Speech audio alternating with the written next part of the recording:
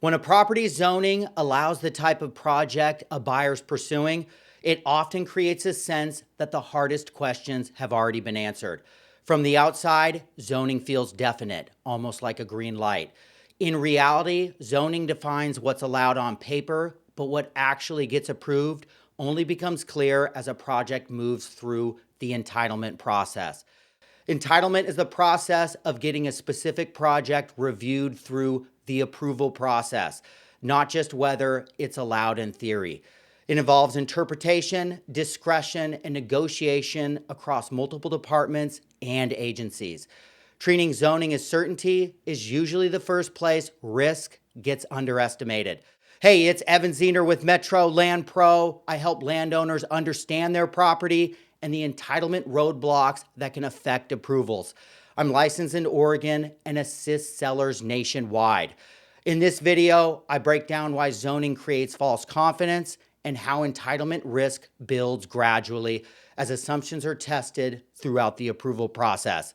If you find this helpful, feel free to like and subscribe. It helps the channel grow. Thank you. How entitlement risk appears over time. Entitlement risk usually doesn't come from one obvious deal killer. It comes from multiple constraints layering on top of each other as a project moves from concept to reality. Early in a project, most assumptions haven't been tested yet. Yield looks reasonable on paper, infrastructure appears manageable, timelines feel achievable.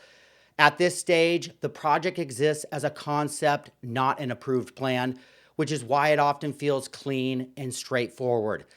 As the entitlement process moves forward, those assumptions get tested. Staff reviews introduce interpretation. Conditions can begin to surface that weren't obvious at the start.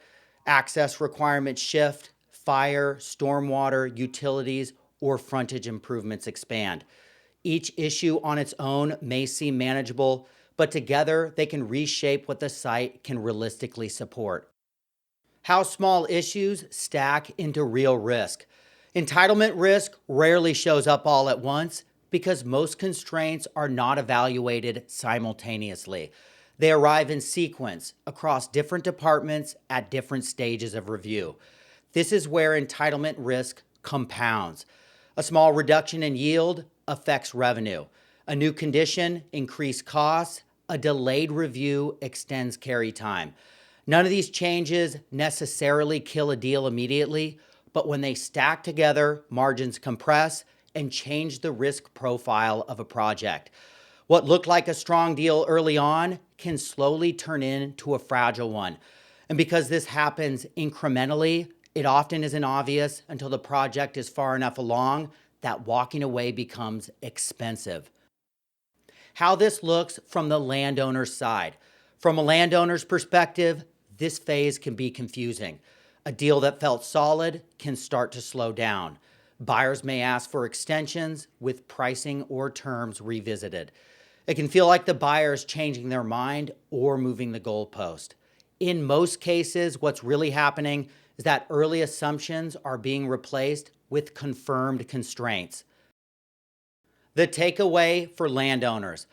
Entitlement risk usually isn't about one big unknown. It's about a series of smaller constraints that only reveal themselves over time.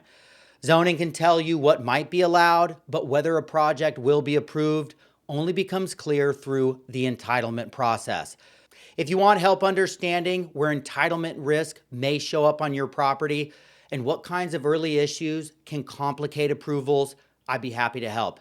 You can reach me at evan@metrolandpro.com or visit www.metrolandpro.com.